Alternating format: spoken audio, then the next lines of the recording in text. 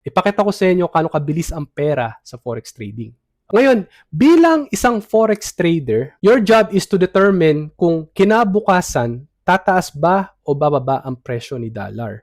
Ngayon, paano ba tayo kikita? May dalawa tayong choice. We press the buy button or the sell button. When we press the buy button, yung pera natin sa brokerage account, binebet natin na tataas si si euro. Kung tayo ay magbabuy, it means we are betting our money na siya ay tataas. Pagka naman yung sell, we are betting our capital na siya ay bababa the next day. So ngayon, I want everyone to participate. Kung kayo tatanungin ko, buy or sell? Buy, kung tingin nyo, tataas ang value ni euro. Sell, kung sa tingin nyo, siya ay bababa. Siyempre, ang mali ko kasi dati, akala ko, pagka nag-invest ka sa forex market or nag-trade ka, all in palagi. All in. Hindi! You're only gonna bet a partial of your capital. Meaning, kung ikaw ay magte-trade sa market, mag-set ka ng limit or risk na if ever mali yung choice mo, hanggang dun lang ang mawawala sa inyo. Ibig sabihin niya, ladies and gentlemen, for every decimal or pip na siya ay tataas, kikita tayo ng $1.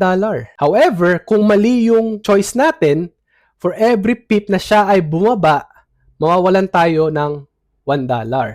Nagising, kumita ng 1.3. Nag-press lang kayo ng isang button, nagising kayo. Kumita kayo ng kulang 1.5 sa loob ng 24 hours. Ang bilis ng pera, no? So, kung kayo nag-iisip, pwede ba akong kumita ng malaki sa forex trading? Yes, kung malaki po ang pangkapital nyo. If you are looking for reliable forex trading education, dito tayo sa iPro. Bakit?